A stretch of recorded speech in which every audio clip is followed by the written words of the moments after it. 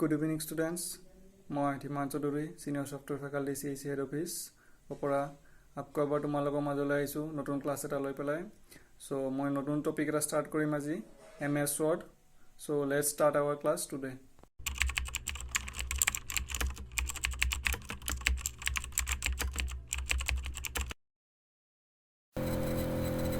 So students আমি কি চাম ইনসাৰ্টত গৈ পেলাই ইনসাৰ্টত যাম এতে লিংক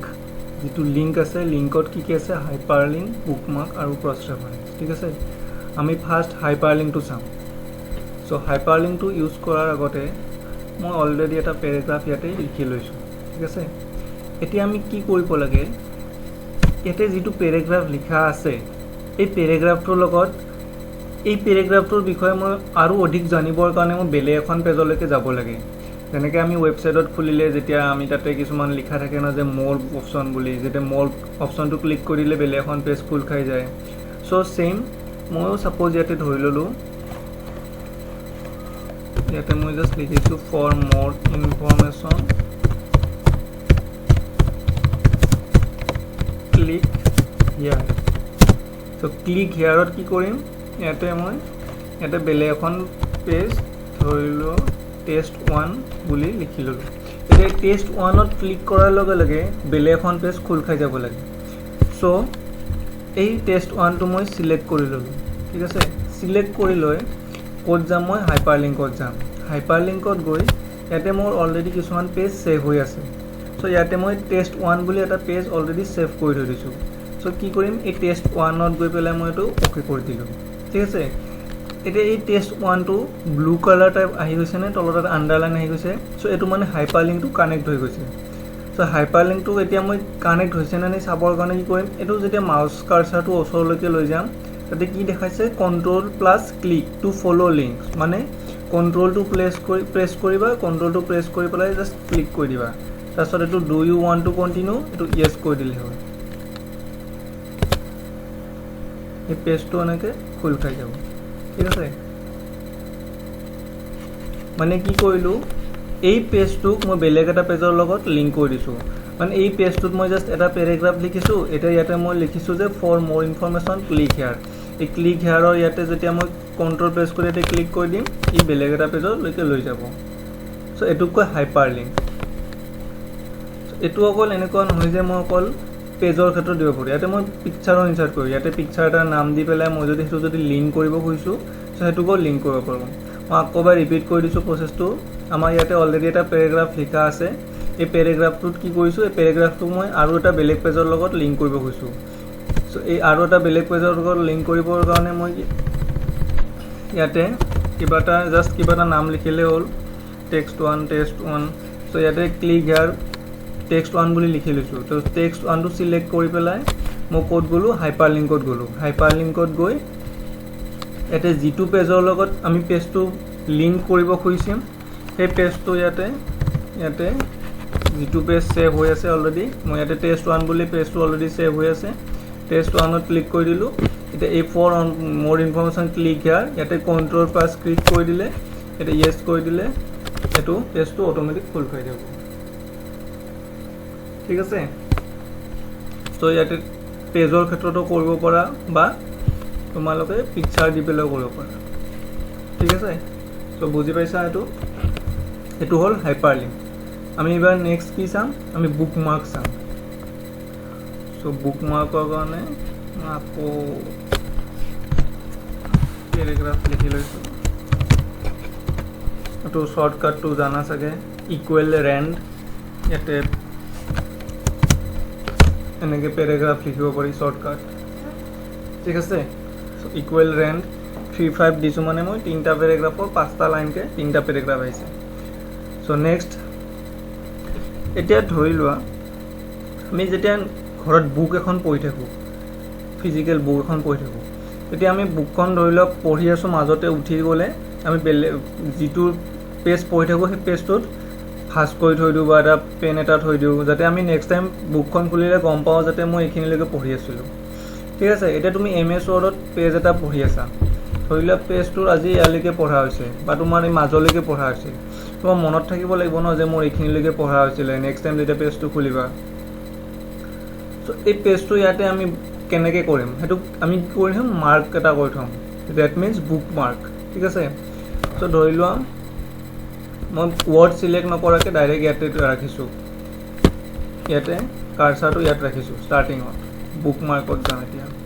বুক মাৰ্কত গৈ ইয়াতে মই নাম এটা দিলোঁ ক্লিক ওৱান এড কৰিলোঁ ঠিক আছে এতিয়া ইয়াতে চাবা মই এইটো এটা পেজ হৈ আছে চ' ইয়াতে মই পেজ বঢ়াই গৈ আছোঁ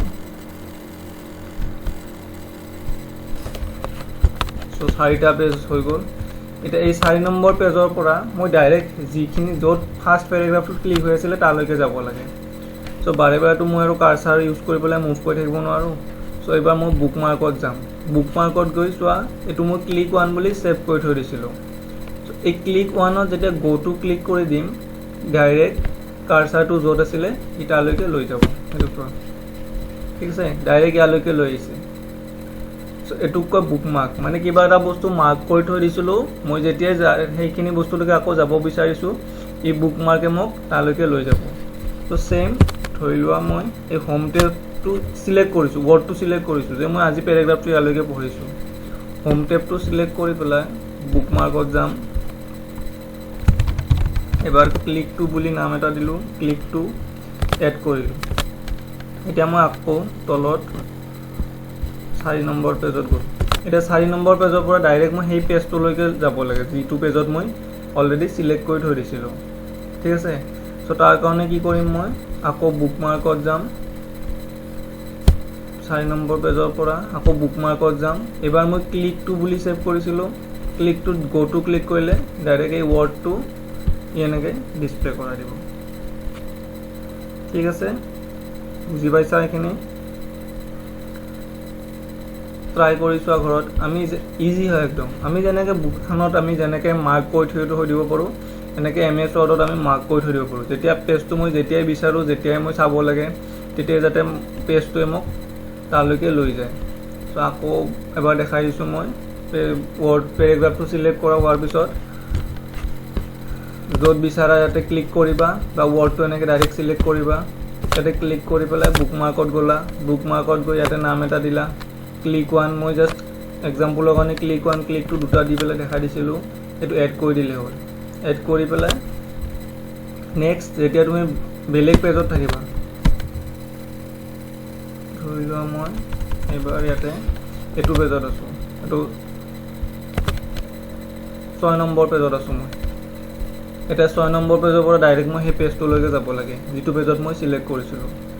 আকৌ বুক মাৰ্কত গ'লোঁ যিটো বিচাৰা তুমি ক্লিক ওৱান লাগে ক্লিক টু লাগে এইটো ডাইৰেক্ট গ' টুটো ক্লিক কৰি দিবা চ' এইটো ক্ল'জ কৰি দিলে হ'ল এইটো এনেকৈ হাইলাইট হৈ যাব ঠিক আছে বুজি পাইছা এইখিনি প্ৰথমটো দেখালোঁ মই হাইপাৰ লিংক ছেকেণ্ডটো দেখালোঁ বুক মাৰ্ক হাইপাৰ লিংকত কি কৰে এটা পেজৰ পৰা আন এটা বেলেগ পেজলৈকে মই এইটো লিংক কৰাই দিব পাৰোঁ চ' সেইটো হ'ল হাইপাৰ লিংক আৰু বুক মাৰ্কটোৱে কি কৰে মই কিবা এটা বস্তু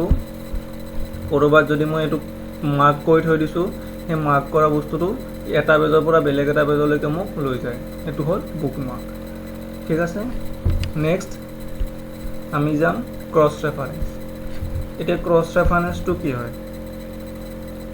এতিয়া আমি কিছুমান বুকত কণ্টেণ্ট পেজটোত দেখা পাওঁ যে